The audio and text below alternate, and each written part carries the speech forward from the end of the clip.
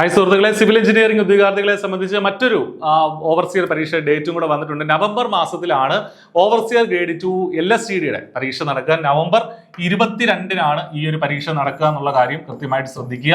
November 22-നാണ്. അപ്പോൾ ഈ പരീക്ഷയ്ക്കായിട്ട് apply ചെയ്ത ഉദ്യോഗാർത്ഥികൾ കൃത്യമായിട്ട് കൺഫർമേഷൻ കൊടുക്കാനായിട്ട് ശ്രദ്ധിക്കുകയെങ്കിൽ മാത്രമേ നിങ്ങൾക്ക് പരീക്ഷ എഴുതാനായിട്ട് സാധിക്കുള്ളൂ. പ്രധാനമായിട്ടും ഇതിനകത്തുള്ളത് സെക്കൻഡ് ഗ്രേഡ് ഓവർസിയർ LSTDയിലേക്കുള്ള ഓവർസിയർ ഗ്രേഡ് 2 പരീക്ഷ, അതോടൊപ്പം തന്നെ കേരള ലാൻഡ് ഡെവലപ്മെന്റ് കോർപ്പറേഷനിലേക്കുള്ള വർക്ക് സൂപ്രണ്ട് ഗ്രേഡ് 2, അതുപോലെ തന്നെ സെക്കൻഡ് ഗ്രേഡ് ഡ്രാഫ്റ്റ്സ്മാൻ, അതുപോലെ തന്നെ third grade overseer, third grade draftsman direct റിക്രൂട്ട്മെന്റും STക്ക് വേണ്ടിയിട്ടുള്ള റിക്രൂട്ട്മെന്റും ഒക്കെ ഇതിനകത്ത് കമ്പൈൻഡ് ആയിട്ട് ഒറ്റ പരീക്ഷയ്ക്കായിട്ടാണ് നടത്തുന്നത്.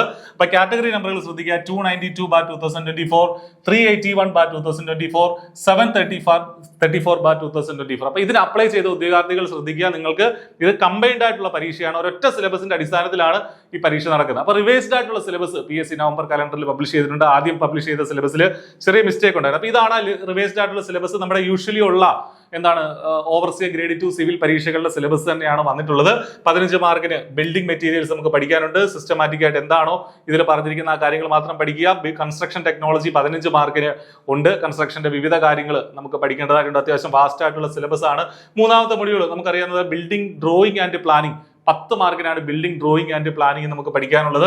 അതിനകത്ത് തന്നെ ഡ്രോയിങ്ങും വരും. നമ്മുടെ ലെറ്ററിംഗ്, ഡയമെൻഷനിങ് തുടങ്ങിയ കാര്യങ്ങളൊക്കെ ഡ്രോയിങ്ങും ആ മൊഡ്യൂളിൽ കയറി വരുന്നുണ്ട്. നാലാമത്തെ module RCC and steel structures 10 മാർക്കിനാണ്. അപ്പോൾ അത് ഓരോന്നിന്റെ വെയിറ്റേജ് നോക്കിയിട്ട് വേണം നമ്മൾ ഈ കാര്യങ്ങളൊക്കെ പഠിക്കാനുള്ള കാര്യങ്ങൾ ഓർമ്മിപ്പിക്കുകയാണ്.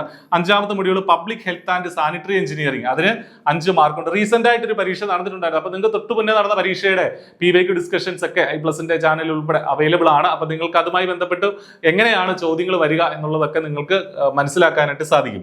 ആറാമത്തെ module roads, railways, bridges and ടണൽസിന് 10 മാർക്ക് നമ്മൾ ഇവിടെ പറയുന്നുണ്ട്. ദെൻ ഇറിഗേഷൻ എഞ്ചിനീയറിംഗ് ആണ് 7ാമത്തെ മൊഡ്യൂൾ, അതിനും 10 മാർക്കുണ്ട്. എസ്റ്റിമേഷൻ ആൻഡ് കോസ്റ്റിംഗ് ആണ് 5 മാർക്കിന്റെ 8ാമത്തെ മൊഡ്യൂൾ. 9ാമത്തെ മൊഡ്യൂൾ സർവേയിങ്, ലെവലിംഗ്, കുറെ സർവേയിങ്ങിന്റെ കാര്യങ്ങൾ, ലെവലിംഗ് ഒക്കെ പഠിക്കാനുണ്ട്. 5 വീതമാണ് സർവേയിങ്, ലെവലിംഗ് വരുന്നത്. 10 മാർക്ക് അതിനുണ്ട്. എഞ്ചിനീയറിംഗ് മെക്കാനിക്സ് ആണ് ലാസ്റ്റ് മൊഡ്യൂളായിട്ട് വരുന്നത്, 10 മാർക്ക്. അപ്പൊ ഇങ്ങനെയാണ് 100 മാർക്കിന്റെ OMR പരീക്ഷയുടെ സിലബസ് എന്ന് പറയുന്നത്. ഡീറ്റെയിൽഡ് ആയിട്ടുള്ള സിലബസ് അനാലിസിസ് ഒക്കെ ഇതേ ചാനലിൽ തന്നെ നമ്മൾ ചെയ്തിട്ടുണ്ട്. കൂടാതെ നമ്മുടെ PSCയുടെ വെബ്സൈറ്റിലും ഇതേ സിലബസ് അവൈലബിൾ ആണ്. അപ്പൊ നന്നായിട്ട് പഠിക്കുക. കോച്ചിങ്ങിന്റെ സഹായം ആവശ്യമുണ്ടെങ്കിൽ iPlusന്റെ കോഴ്സിൽ നിങ്ങൾക്ക് ജോയിൻ ചെയ്യാം. വീഡിയോ ഡിസ്ക്രിപ്ഷനിൽ ഫസ്റ്റ് കമന്റിലുമായിട്ടൊക്കെ നമ്പറൊക്കെ ഉണ്ട്, അതിൽ കോൺടാക്ട് ചെയ്യുക. All the best. Thank you.